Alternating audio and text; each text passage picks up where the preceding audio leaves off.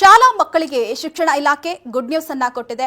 ಮುಂದಿನ ತಿಂಗಳಿನಿಂದ ಶಾಲಾ ಮಕ್ಕಳಿಗೆ ಬೇಸಿಗೆ ರಜೆ ಆರಂಭವಾಗಲಿದೆ. ಈ ಬೇಸಿಗೆ ರಜೆಯಲ್ಲಿಯೂ ಕೂಡ ಮಕ್ಕಳಿಗೆ ಬಿಸಿಯೂಟವನ್ನ ನೀಡಲು ಶಿಕ್ಷಣ ಇಲಾಖೆ ಮುಂದಾಗ್ತಾ ಇದೆ. ಹೌದು, ರಾಜ್ಯದಲ್ಲಿ ಇರತಕ್ಕಂಥ 31 ಜಿಲ್ಲೆಗಳ ಪೈಕಿ 223 ಬರಪೀಡಿತ ತಾಲೂಕುಗಳಲ್ಲಿ 1ರಿಂದ 8ನೇ ತರಗತಿ ಮಕ್ಕಳಿಗೆ ಮಧ್ಯಾಹ್ನದ ಬಿಸಿಯೂಟವನ್ನ ನೀಡಲು ನಿರ್ಧರಿಸಿದ್ದು, ಈ ಬಿಸಿಯೂಟ ನೀಡುವ ಸಲುವಾಗಿಯೇ 73.93 ಕೋಟಿಗಳನ್ನ ಶಾಲಾ ಶಿಕ್ಷಣ ಇಲಾಖೆ ಹಣವನ್ನು ಕೂಡ ಈಗಾಗಲೇ ಬಿಡುಗಡೆ ಮಾಡಿದೆ.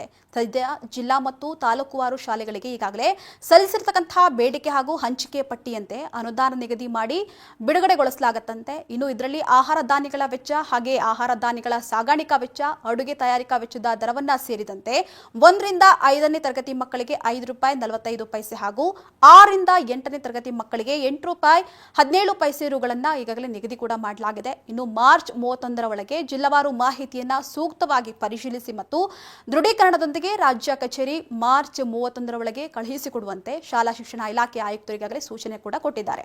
ಇನ್ನು ಬೇಸಿಗೆ ರಜೆ ಇರತಕ್ಕಂತಹ ಕಾರಣ 41 ದಿನಗಳ ಕಾಲವೂ ಕೂಡ ಈ ಬಿಸಿಯೂಟವನ್ನ ನೀಡಲಾಗುತ್ತಂತೆ.